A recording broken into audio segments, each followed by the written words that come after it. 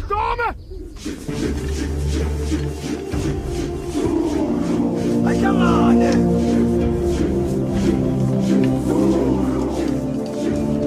Ayamane!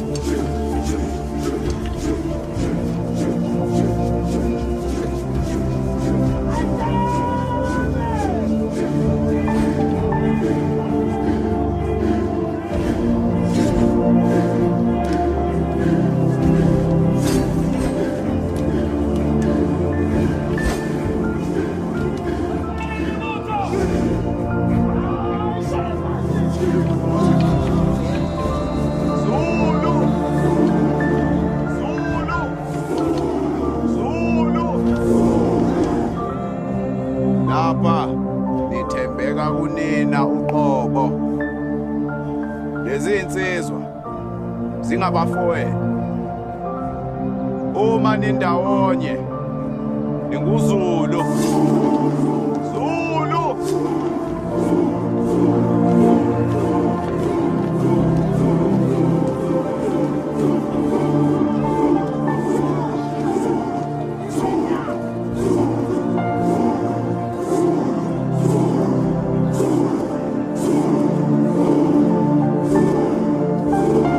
Baba Mabhodla, hey, wathinta indaba enkulu kakhulu. Wathinta indaba yeLembe, leqa amanye amaLembe. Ngathi uma ngivula nje indaba yeLembe ngisho ngithi ayikho into enhle thina abantu abansundu simele silindele ukuthi iyobhalwa umlungu ibe yinhle ngomuntu onsundu. Ayikho into eyobhalwa umlungu ngumuntu omnyama enhle. Lokho kufanele sikwazi. Uma sikhuluma ngeLembe ezincwadini esizifundileyo nasifundiswa ngazo ezikoleni, iLembe livela njengomuntu onenhliziyo elikhuni, obenenhliziyo embi, ebe umuntu ononya. Masifunde ezincwadini iLembe livela liwumuntu onjalo, kodwa mina ngithe sengithola ezweni likamoya ngathola ukuthi akunjalo. Lokho akulona iqiniso, kuyinkohliso eyabhalwa abacindezeli bethu ngoba befuna ukuthi sizonde thina.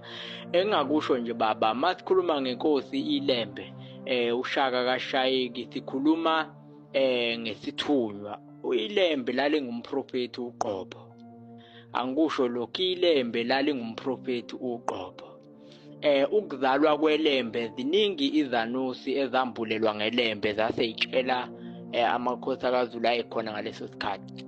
Namanye amakhosi ngokuhlukahlukana ambulelwa ngeLembe ukuthi kuzinkosi enamandla kulesizwe zizobumba isizwe, ngoba iLembe lalizokhanda isizwe sabangoni. Isizwe sabangoni.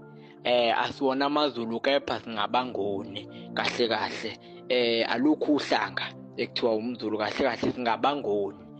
So la iLembe lalifikile-ke ekuzalweni kwalo, baningi izanusi ezambulelwa ngalo iLembe ukuthi kuzozalwa inkosi enamandla kaZulu eyobiza ubumba isizwe. Abaningi kakhulu izanusi ezambulelwa ngeLembe.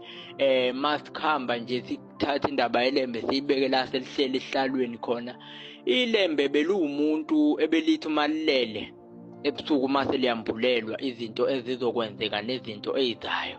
iLembe lakwazi ukubona even ngisho abamhlophe, lathatha amabutho bayogwaza amagagasi olwandle. Abamhlophe balibhekisa le eKapa ko-Cape Town. iLembe beliwumprofeti njengoba bengisho. iLembe belimbulelwa, belithi uma lilele iLembe liyibone izinto ezizimfihlakalo ekulaleni kwalo. Beliboniswa izinto eziningi iLembe. Ake singene la ekule ndaba le, kuthiwa iLembe lalingabafuni abantu abafishane.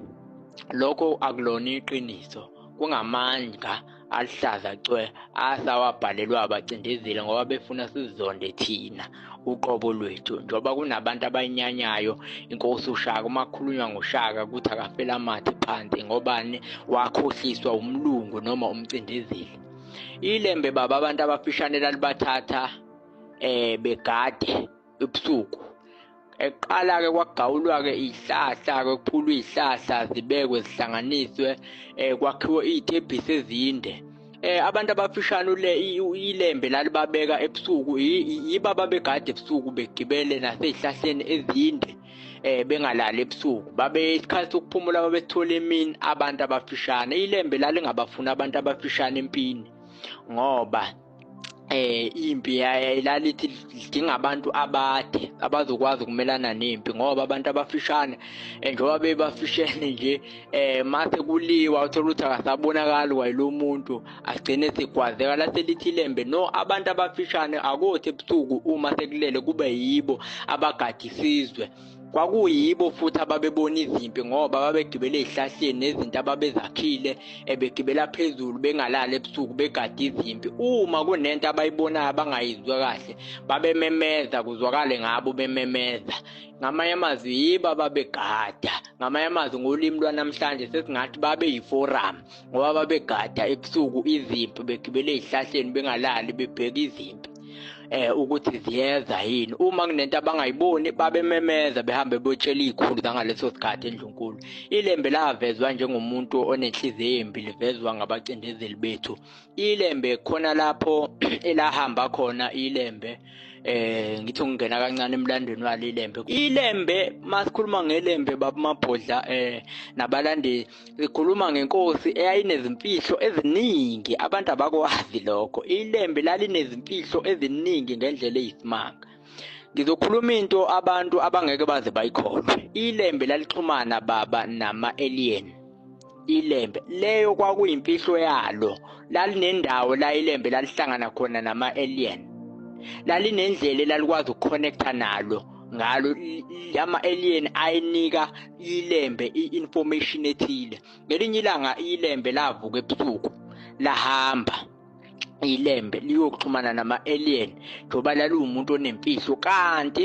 abantu ngaleso sikhathi bazobona ukuthi inkosi ayikho base bevuka bahamba bayoyifuna ukuthi inkosi ngabe ingakuphi bayilandela kanti inhlanhla leyo bazobona la ihambe khona ngabo ubusuku lobo kwasho ukuthi mase bethi bayahamba kanti ilembe vele seliyabuya seliqedile ingxoxo yalela liyoyixoxa nama-alien ayifikile ngaleso sikhathi leso ilembe labona ukuthi kunabantu abezayo ilembe labaleka lacasha ngoba lalingafuni ukubonakala and futhi lalingafuni ukuthi kwaziwe imfihlo yalo kanti amabutho azothi athi ayithele kuwa ama-alien esihamba kwaba nomsindo omkhulu bethi bamba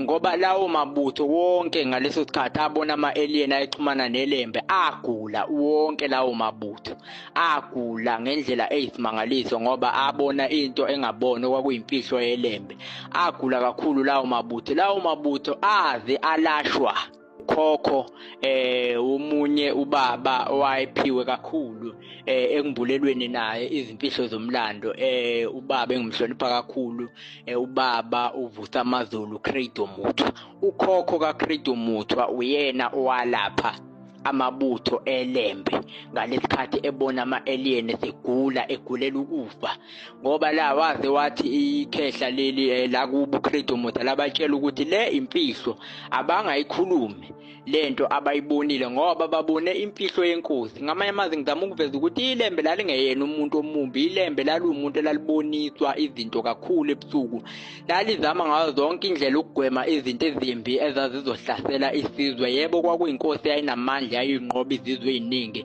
ifake ngaphansi kwesibongo sikaZulu njengoba kwenzeka nje njengoba igama likaZulu nje liduma umhlaba wonke ngalo ilembe kwaba isibongo esaba namandla kakhulu ngalezi ayikhathi zelembe ngoba maningi ke kodwa kungeyilona ilembe lodwa maningi ke namakhosi akaZulu ayenomlando ayenezimfihlo eziningi kakhulu ezingaziwa kodwa thina abantu bamoya sesimbulelwe ngazo amakhosi akaZulu qala ayenezimfihlo eziningi kakhulu uzohamba sihambe siphinde futhi singene nasendabeni kaMkabayi kaJama masikhuluma ngoMkabayi kaJama umunye womama bakhona lapha endlunkulu wayimbulelwe kakhulu kwela kamoya kodwa lokho kufihliwe engakusho nje ukuthi ayikho into enhle eyobhalwa umlungu ngomuntu omnyama lokho kufanele sikwazi njengoba sikhona nje sikhonela ukuzobuyisa ubungcwele bala eAfrika njengoba nje abamhlophe imlando yala bayiguqula bayeza ngendlela yabo. Namhlanje siyazinyanya thina uqobo kanti iqiniso balifihlile. Baba Mabhodla, ngiyabonga kakhulu, angibeke la.